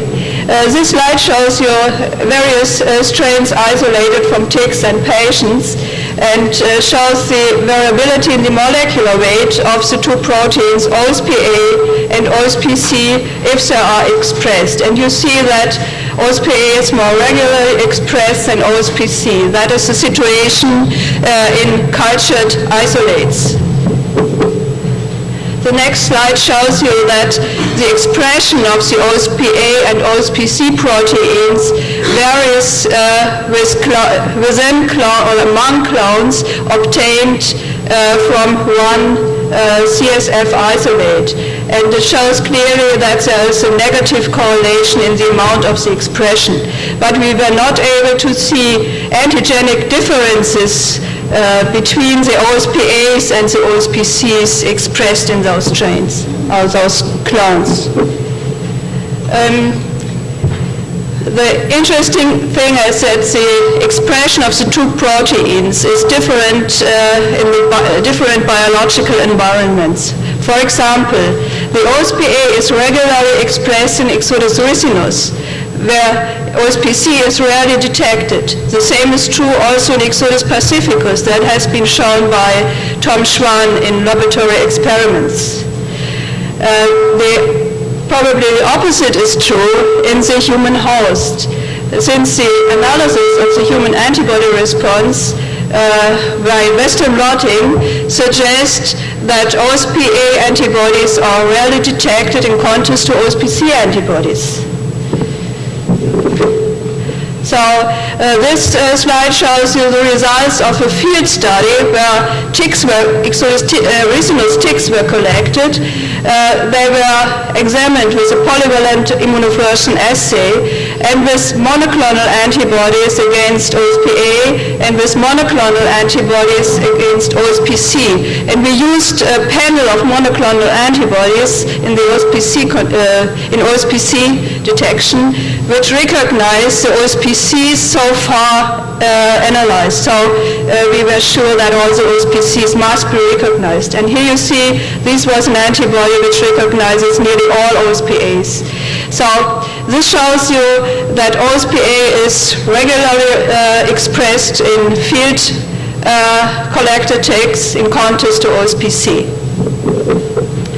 If we look at the patient sera, we used in this case Western immunoblot with recombinant antigens. We used recombinant OSPA and recombinant OSPC, for example. And these are the results in early Lyme borreliosis. We have seen that the IgM response is very rarely detected using recombinant OSPA, in contrast to OSPC, which is much more often detected. These were cases of noroborreliosis, 60 cases in erythema migrans.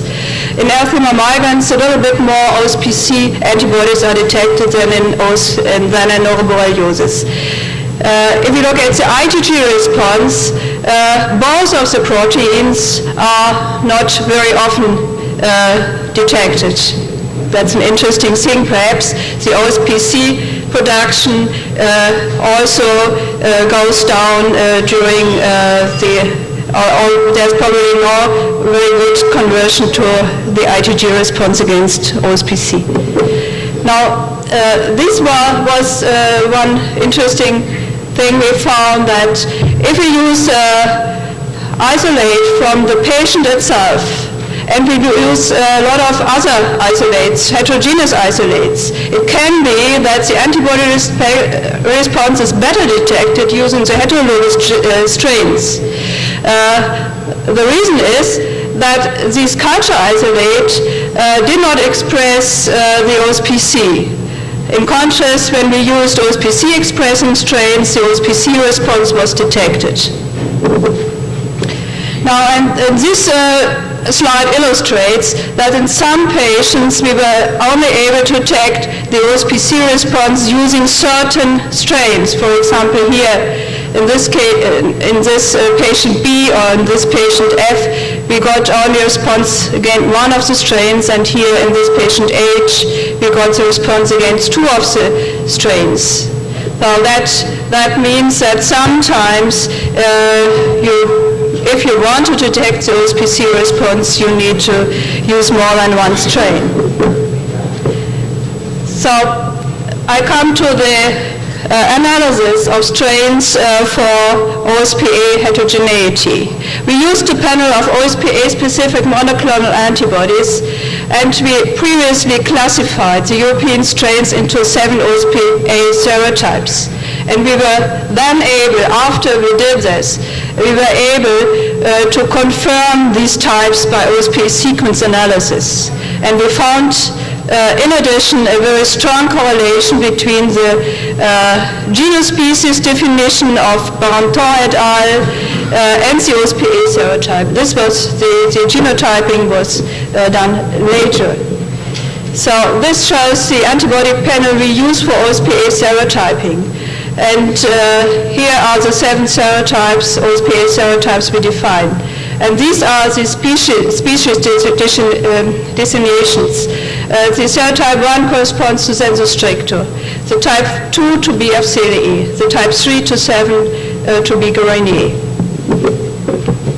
Now, and these are sequence analyses which have been done, most of them in our laboratory, about 2/3 of them, and the correlation to the OSPA serotypes. Here you see that where type 1 has a dot, where the serotyping was done, many sequences were here done in the sensu stricto strain from other people, by other people, but you see a very strong correlation between the OSPA sequence, very similar sequences with this OSPA serotype 1.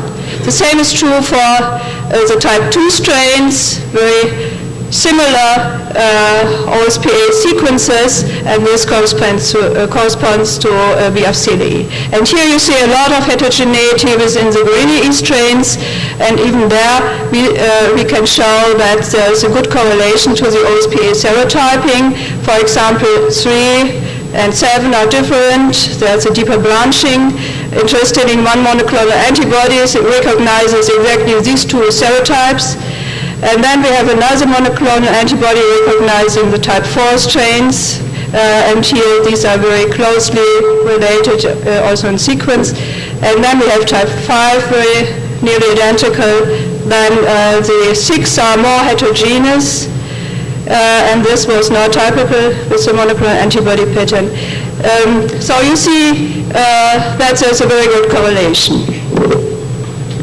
And coming to the OSPC, we found by using monoclonal antibodies against the OSPC at last 13 different immunological types.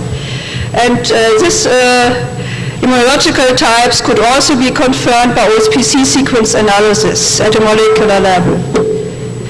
This shows the monoclonal antibody pattern we used. Here the different types. This was done in 36 strains. And the outcome is, if we compare the OSPC heterogeneity with the OSPA heterogeneity, we saw that the OSPCs are more heterogeneous than the OSPAs, shown by both immunological and sequence analysis. And this is an overview about the different conditions. Here you see different strains belonging to the 3 different genus species. Here you see the OSPA serotype. Here the OSPC sequences according to the different types. The OSPC immunotypes and the OSPC sequences. This shows that within Boyer-Burgdorfer sensu stricto, the OSPA sequences are are nearly identical, but the OSPC types are very heterogeneous. The same is true for the Boyer-afzellii, where the OSPA types are nearly identical, but the OSPC types are very heterogeneous. The OSPCs have only sequence identities between 65% to 82%. In Boyer-Guerini, the situation is a little bit more complicated because the OSPA is so heterogeneous, but even then, if we look at the type 6, which are very closely related, these 2 strains, we have 2 strains which are very heterogeneous in the OSPC. So that means that the OSPC is in general more heterogeneous than the OSPA. And the question is, if we compare the different OSPC sequences in a cluster analysis, we see that the clusters go into the different species, which has been shown also by other people, for example, Tyson et al. And others. So the question is, what is the reason for this heterogeneity of the OSPCs? One reason could be immune selection of the OSPC variants due to a strong immune response to OSPC and only a weak immune response to OSPA in the mammal host. And the other possibility, which possibly both possibilities are true, might be that there is gene transfer. The question is whether it's a complete transfer of the OSPC gene or whether there are intergenic recombinations. It is not very, it seems not probable that the complete gene is transferred, because if the strains, the sequences, the N-terminal sequences are compared, there is a clustering of certain types within the different species. But if we do a cluster analysis separately for partial sequences from the beginning of the sequence and the end of the sequence, we can see some interesting things. Here we have, for example, two strains. If you look at the sequence NT79 to 448, that these sequence parts or partial sequences are nearly identical in the two strains. But if we look at the other part of the sequence, these strains cluster in totally different groups. So that means that probably there was an intergenic recombination or intergenic recombination event in the ancestors of these two strains. So another question which was very important for us is whether there is a correlation between the type of strain and the clinical manifestation of the disease. And therefore we made an analysis of the human isolates, of European human isolates. We tested 111 isolates for the OSPA serotype, and we found that there are considerable differences between skin isolates and CSF isolates. You see, for example, here in the skin isolates that the majority of the isolates belong to serotype 2, which is identical with B. abscilii. And in contrast, the CSF isolates are very heterogeneous. And for example, these are all, beginning from 3 to 7, are all Guarini isolates. That means that the majority of the strains belong to B. Guarini and CSF isolates. Here you see the condition, a picture, CSF isolates and skin isolates. The majority of the skin isolates is B. abscilii or serotype 2, whereas the majority of CSF isolates is B. guarini, but there are other two species also represented. And if you look at tick isolates, there's nearly the same condition. The CSF isolates reflect the situation in the tick isolates. But if we look closer to the serotype, we found one interesting thing. We found that within the Guarini isolates, type 4 was often seen in CSF. In contrast, we were not able to isolate or to show that culture isolates from ticks are serotype 4. But somewhere must the isolates come from. So the question is what happened.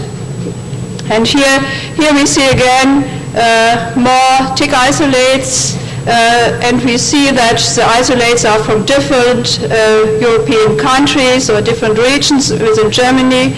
And within these 86 isolates, we never found type 4, for example.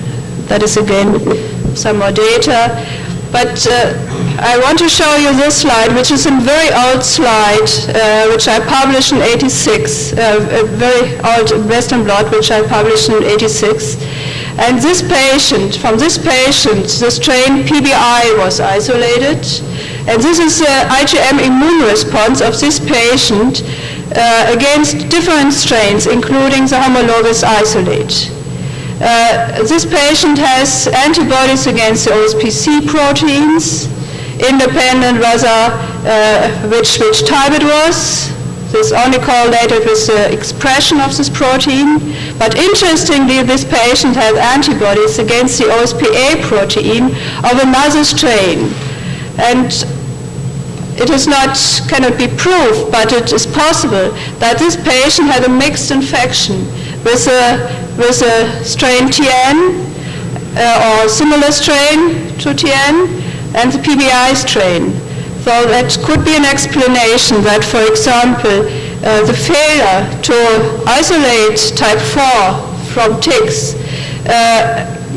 may be caused by the situation that there are mixed infection in these cases in the ticks, and that the type 4 are overgrown in the culture by other types.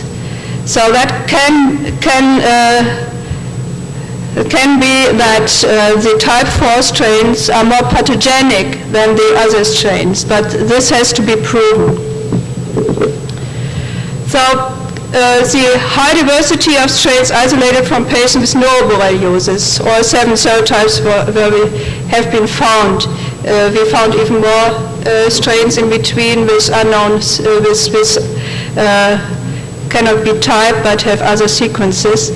Has important implications for the microbiological diagnosis, for the serodiagnosis, and also for the PCR, and as well as for vaccine development, especially in Europe. In the United States, it's probably not a problem, the OSPA heterogeneity. So, if we look at the antibody responses, the OSPA heterogeneity is probably not such a problem. But if we look at OSPC, that can be a problem, especially if we want to look at IgG antibodies. And it is also a problem if we use flagellin-derived antigens, and then if we use the internal fragments, which are more specific. And this shows you next slide. Here you have, we have used the recombinant antigens derived from 3 species of Bipoptophorae sensulato. Here you see the IgG responses. A, B, C are the different species, the antigens from the different species, and each number represents one patient.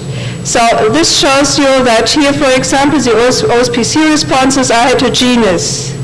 And here you see the responses against the internal fragments of the flagellum. That means that if you combine different antigens from different strains, you can get a better sensitivity. So that is a very important point that both OSPA and OSPC diversity needs to be considered for vaccine development. But the question is still open whether antibodies against conserved epitopes are protective. Another point is whether we need, in addition to OSPA, OSPC as a component of a vaccine.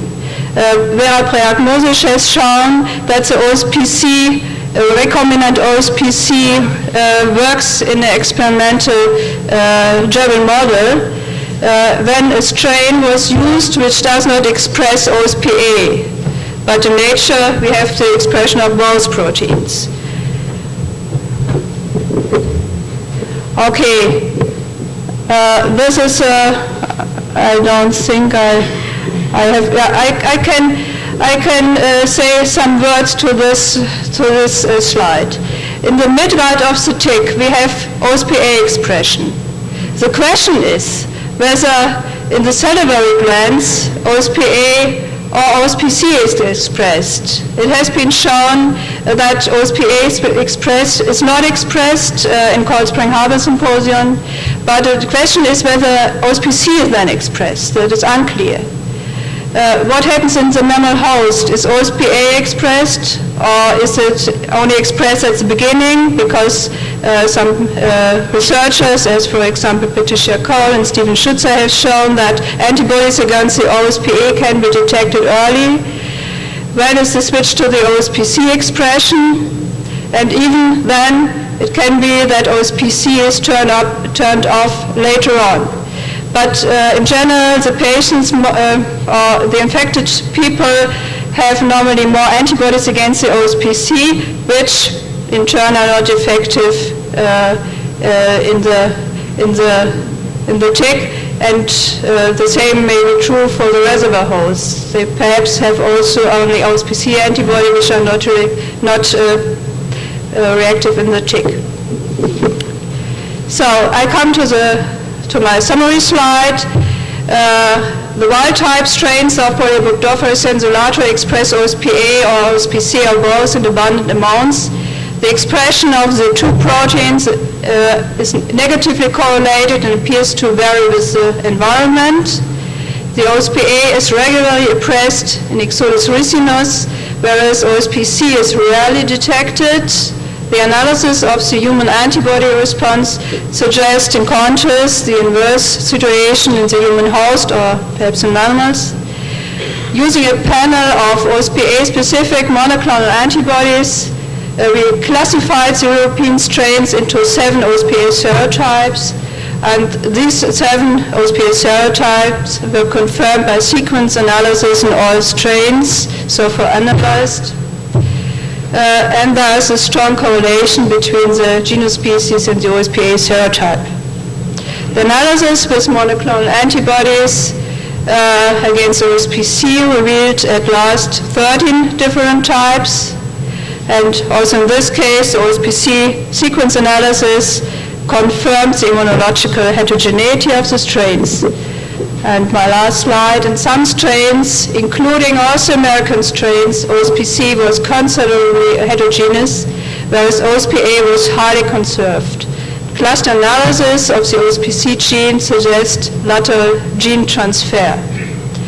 The analysis of a large number of European isolates from patients revealed a significant association of the OSPA serotype with the clinical manifestation of the disease. The high diversity of the strains isolated from patients with novel uses, all 7 serotypes were observed, is important for microbiological diagnosis, serodiagnosis or PCR, and for vaccine development.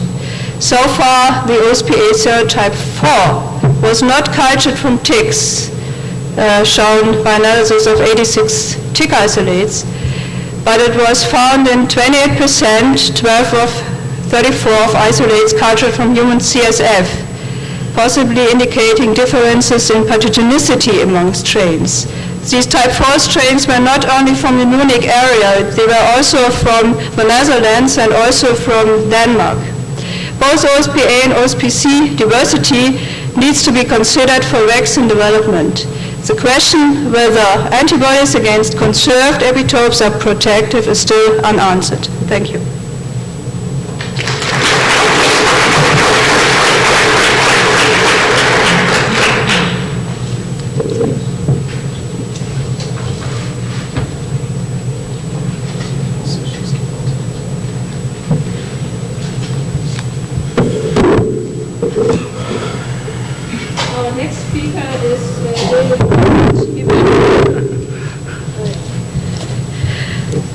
Our next speaker is David Dorbit. He will talk about virulent B. burgdorferi specifically attached to activate and kill TIB 215 human B lymphocyte. It is yours. Thank you.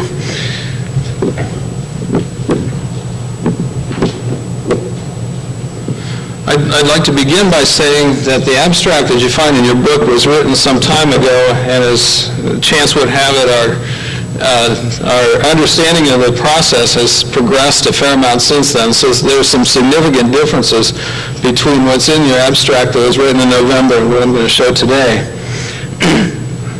For a few years now, our laboratory has been interested in the interactions of spirochetes and spirochetal products with immune system cells.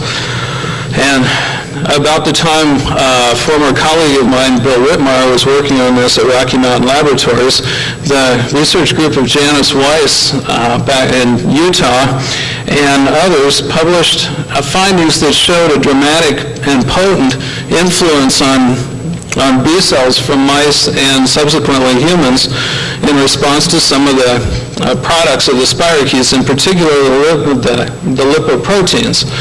And so from a continuing interest in this, last fall we wanted to find out if there was any direct influence of the spirochetes onto human immune system cells, and we began a series of experiments that I'll describe to you today involving co-incubations of low passage and virulent spirochetes or high passage avirulent spirochetes with a variety of different host cells. The host cells I'll be describing are a combination of tissue culture lines such as TIB215 cells, which we obtained from American Type Culture Collection, which are Burkitt lymphoma line, which has been transformed and expresses Epstein-Barr virus, H9 cells, which are T-cell lymphoma line, and then purified lymphocytes, both as mixed mononuclear cell preps and purified T and B cells from very dedicated and thankfully seronegative laboratory donors. In all of these interactions, at least the ones that I'll show today, involved multiplicities of infection that were unrealistically high for Lyme disease, in that we've been routinely using approximately 100 spirochetes per host cell in these infections, when normally that would be in a reverse ratio of something like 10 to the 6th to 10 to the 7th host cells per spirochete. So while we do this to artificially enhance our chances of seeing effects, we'll show you that there still is relevance to what may be occurring to the cells. It's just in a much more dramatic and identifiable fashion than we may see in a normal disease. Begin with some electron micrographs. This is a stereo pair of scanning electron micrographs of purified B cells from a laboratory donor that have been incubated for a short period of time with Lyme spirochetes. And for those of you who can cross your eyes and focus on the image, you'll see the images in a three-dimensional fashion with some spirochetes attached to the cells. The cells tend to clump together almost immediately upon adding the spirochetes. And as you can see in these preparations, the cells look relatively healthy in that they have a great proliferation of surface projections or philopodia. And that's the sign of a healthy lymphocyte, really. Structurally, that is what they look like normally. The spirochetes attach in a tip-on fashion shortly after, within 1 hour, usually within 1 hour of mixing. And they appear to attach virtually anywhere on the surface. Here they appear to be on surface projections, but we found them virtually anywhere on the cell surface. Somewhat later in time, the spirochetes appear to bore into the surface. They use bore for lack of any better term, but I think you can see the spirochetes actually penetrate right through the surface of the lymphocyte. Early on, there's really not much effect to the surface architecture of the cell. These, again, are B cells, but they're representative of virtually anything, any of the T cell, B cells, or purified primary human T cells show the same sort of action. A little later on, as the process progresses, there's a noticeable loss in the surface projections of the B cells to the point that they take on a very smooth appearance. And that's actually the first notice that we have of any pathology associated with the cells, is the loss of the philopodia. By transmission electron microscopy, we can see fairly clearly that spirochetes are internalized into the cells.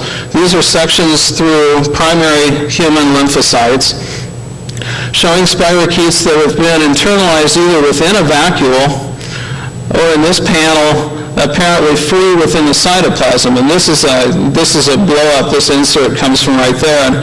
And we've looked fairly